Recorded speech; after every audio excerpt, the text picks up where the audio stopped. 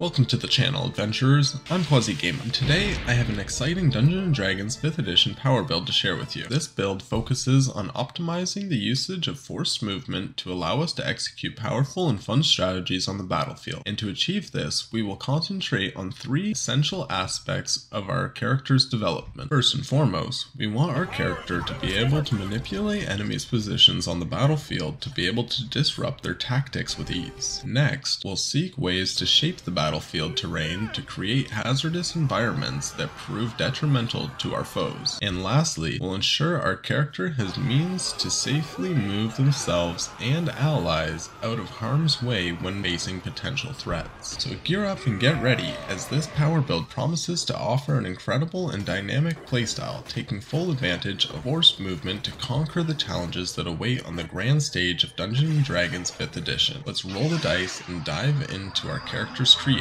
We'll begin by choosing the optimal race for our build, which is the durable survivalist turtle people. And as a turtle, our character typically would begin with a +2 bonus to strength and a +1 to wisdom. However, for our power build, we'll modify these bonuses using the ruling from Tasha's Cauldron, making it so that we instead get a +2 bonus to charisma and a +1 bonus to dexterity. And these adjustments will pave the way for our character's optimal starting stats using the point buy system. Now just remember, if you are rolling for stats, to keep in mind the importance of having 13s in dexterity, intelligence, and charisma for multi-classing purposes, while maximizing charisma. And with these considerations in mind, our starting stats are as follows: 8 strength, 14 dexterity, 13 constitution, 14 intelligence, 8 wisdom, and 17 charisma, which by level 20, this setup will bestow our character with a formidable 98 health points. And let's not forget, as a turtle, our character starts their journey with an impressive AC of 17, courtesy of the natural armor bestowed by their protective shell. This innate resilience already grants them an edge before they even take their first steps into the world. Then, as our character delves deeper into their grand adventure, they will embark on an exciting multi-class journey across 3 different classes, honing their abilities along the way. Commencing with a single level into Sorcerer, starting our character with optimal proficiencies in Constitution and charisma, which are perfect for our characters since they will enhance our ability to maintain concentration on spell effects while simultaneously having better resistance from being charmed. Also, we'll be getting 2 powerful defensive spells at first level, which are Shield and Silvery Barbs, both of which are buffs that can be cast as reactions when being hit. Shield will make it so that our character will gain a +5 to their armor class to potentially change the hit into a miss spell, while Silvery Barbs will trigger for us and allies, and it allows us to force the attacker to roll another dice after hitting and make them use the new roll to potentially change the hit into a miss. Then you get to buff an ally by making their next attack roll or saving throw to be made at advantage. And that's not all we're getting at level 1, since sorcerers get to choose their subclass, and the one that best suits this build is the Divine Soul subclass. This is because it will give our character access to more magic by expanding our spell list with the entire cleric spell list without having to take cleric levels. And the final benefit at first level is going to be favored by the gods, which gives us the chance after failing an attack roll or saving throw to roll 2d4s, which will boost the roll by an average of 5. Following that feature-filled sorcerer level, at level 2 we'll multi-class into Warlock for 3 levels for some build-defining features, which at level 2 will start with the Warlock's tried and true cantrip, Eldritch Blast, which allows us to fire off beams that deal 1d10 force damage and increase the number of beams with our total character level at levels 5, 11, and 17 for a maximum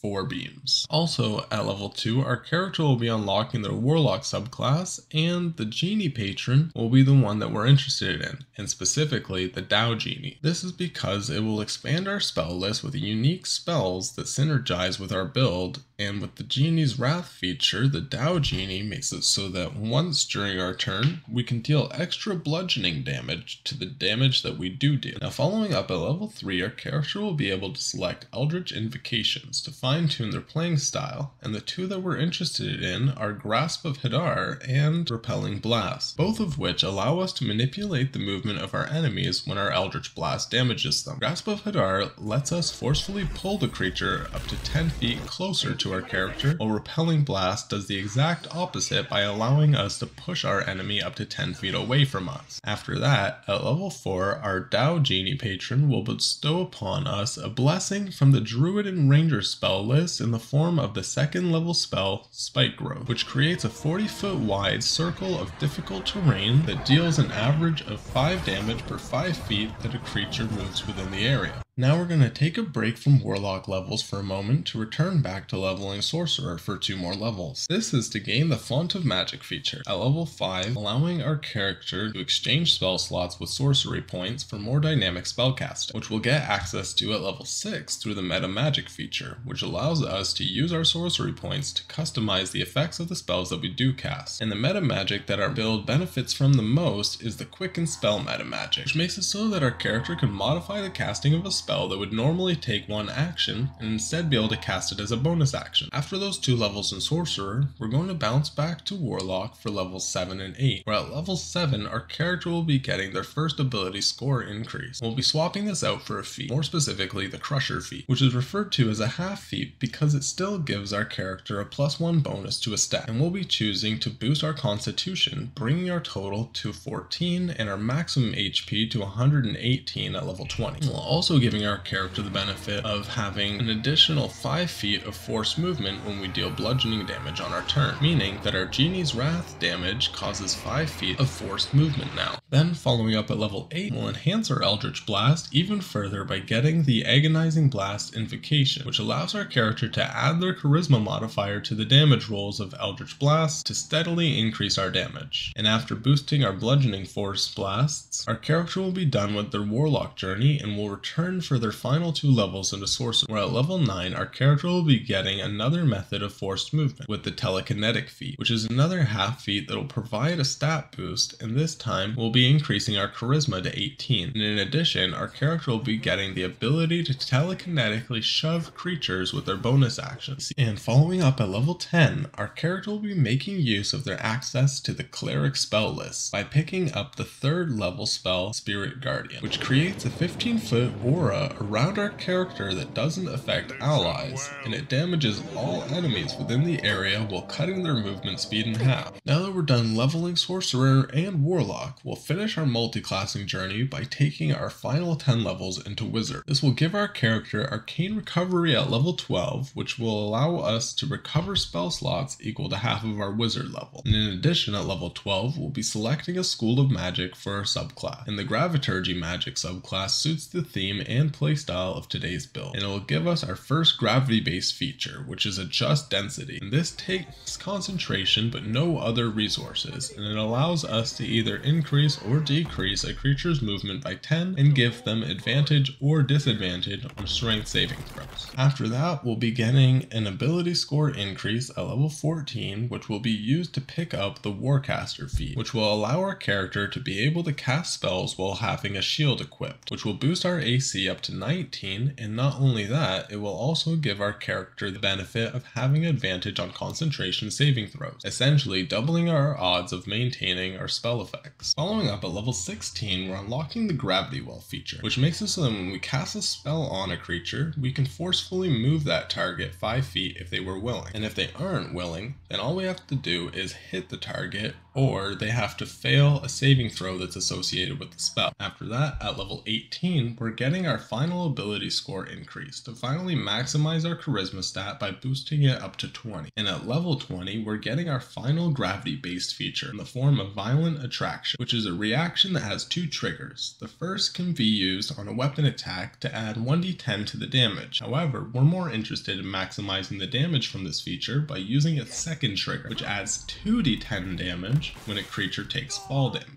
Now that the creation of the build is complete, let's go over our core strategies that this build implements into play at various stages of development. Starting to develop our first stable strategy at level 6, this involves our character using the Quicken Spell Meta Magic to cast Spike Growth as a bonus action, following up with 2 Eldritch Blasts, having the first blast with both the Grasp of Hadar and Repelling Blast to ragdoll our target back and forth through the painfully piercing terrain of our Spike Growth. Then our consecutive blasts will be Repelling Blasts through the Cheese Gratery Goodness And on a miss, use Favored by the Gods to increase your attack roll by an average of 5. This combo of effects at level 6 will give our character an average of 29 or 30 damage on the first blast, and another 15 to 16 damage on the second. And by level 15, the average damage increases to 40 to 41 damage on the first blast and 20 to 21 on the second and third, with an additional possibility of dealing 5 damage from telekinetically shoving a target within spike growth, to deal a total of 85 average damage split across up to 4 different creatures within the area. Our other strategy is geared towards close quarter combat in situations where spike growth might be detrimental to the maneuverability of our party. This strategy involves getting enemies within 20 feet, then using Quicken Spell to cast Spirit Guardians around yourself as a bonus action. Follow up by casting Eldritch Blast targeting up to 2 different creatures. The first blast will use Genie's Wrath to deal bludgeoning damage and trigger the Crusher feat to be able to pull the enemy into Spirit Guardians, and this will trigger the damage for the spell on our turn. Then we'll want to do the same with our second blast by dragging in another creature with Grasp of Hadar. And finally, we can attempt to pull in a third creature into our aura by telekinetically pulling them 5 feet towards us. Then on the creature's turns, they will take the Spirit Guardian damage a second time each round,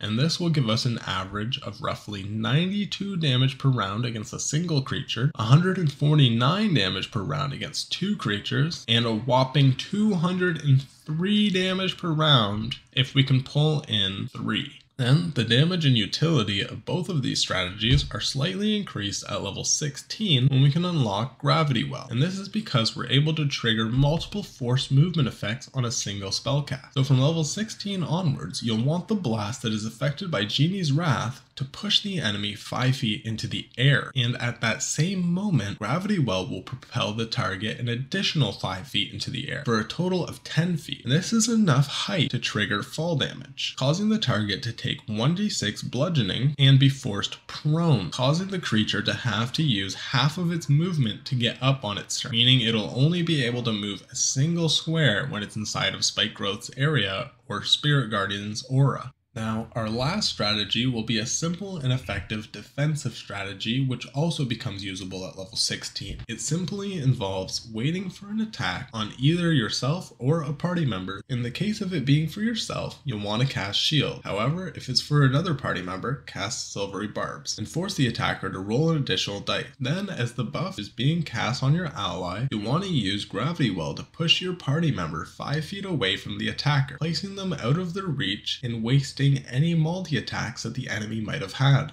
Finally, at level 20, our offensive strategies gain an increase to the fall damage by 2d10s, which simply increases our damage by 11 per round and is mainly here for the wonderful feeling of slamming your enemies into the ground. Anyways, I hope you enjoyed today's video and found this build informational and entertaining, and if you did, feel free to hit the like button, comment down below to let me know your thoughts, and subscribe if you're interested in seeing more Dungeons & Dragons 5th edition power builds and other gaming content. This is QuasiGamo, signing off.